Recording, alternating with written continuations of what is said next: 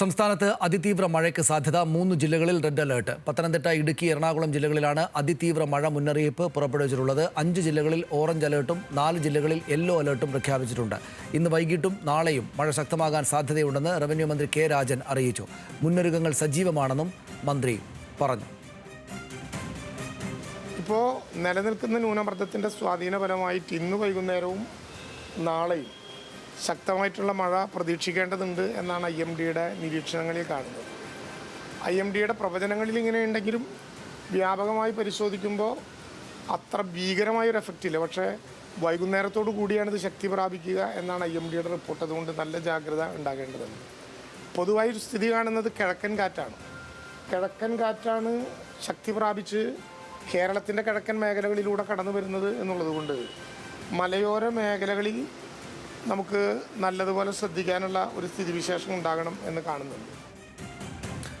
കൂടുതൽ വിവരങ്ങളുമായി തിരുവനന്തപുരത്ത് ചന്തു ചന്ദ്രശേഖർ ചേരുന്നു. ചന്തു, ഏത് ജില്ലകളിലുള്ള ആളുകളാണ് കൂടുതലായിട്ട് ശ്രദ്ധിക്കേണ്ടത്? എത്ര ദിവസം ശ്രദ്ധിക്കേണ്ടി വരും? എന്താണ് ഒടുവിൽ നമുക്ക് ലഭിക്കുന്ന വിവരങ്ങൾ?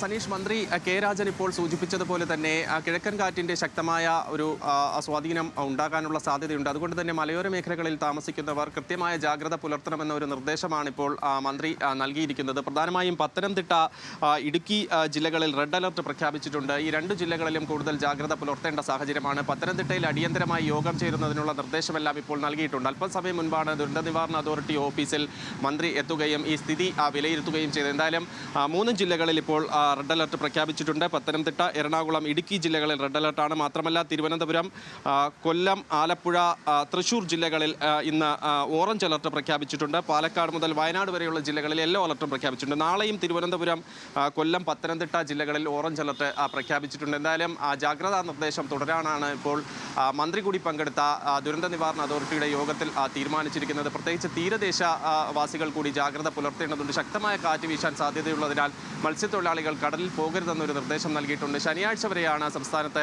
മത്സ്യബന്ധനത്തിന് വിലക്ക് ഏർപ്പെടുത്തിയിരിക്കുന്നത്. മാന്നാർ കടലിടുക്കിൽ രൂപം കൊണ്ടിട്ടുള്ള ഒരു ന്യൂനമർദ്ദം, അതിൻ്റെ സ്വാധീന ഫലമായാണ് ഇപ്പോൾ സംസ്ഥാനത്ത് വീണ്ടും മഴ ശക്തമാകുന്നത്. എന്തായാലും തീവ്രമായ മഴ ഈ റെഡ് അലർട്ട് പ്രഖ്യാപിച്ചിട്ടുള്ള 3 ജില്ലകളിലുണ്ടാകും. അവിടെ കടുത്ത ജാഗ്രത പുലർത്തേണ്ട സാഹചര്യമുണ്ട്. മറ്റു ജില്ലകളിലും ഓറഞ്ച് അലർട്ട് പ്രഖ്യാപിച്ച ജില്ലകളിലും അതിന് സമാനമായ ജാഗ്രത പുലർത്താനുള്ള ഒരു നിർദ്ദേശം നൽകിയിട്ടുണ്ട്. എന്തായാലും ആശങ്കപ്പെടേണ്ട സാഹചര്യമില്ല എന്നാണ് മന്ത്രി കെ രാജൻ ഇപ്പോൾ വ്യക്തമാക്കിയിരിക്കുന്നത്. സനീഷ്, നന്ദി ചന്തു. വിവരങ്ങൾക്ക് ആശങ്കപ്പെടേണ്ട സാഹചര്യമില്ല, പക്ഷേ ശ്രദ്ധിക്കണം എന്നാണ് സംവിധാനങ്ങൾ മുന്നറിയിപ്പ് നൽകിയിരിക്കുന്നത്. അതിതീവ്ര മഴയുണ്ടാകും. 3 ജില്ലകൾക്ക് ആ നിലക്കുള്ള ഒരു നിർദ്ദേശം കൊടുത്തിട്ടുണ്ട്. മലയോര മേഖലകളിൽ താമസിക്കുന്ന ആളുകൾ കുറെ കൂടെ ജാഗ്രതയോടെ ഇരിക്കണം.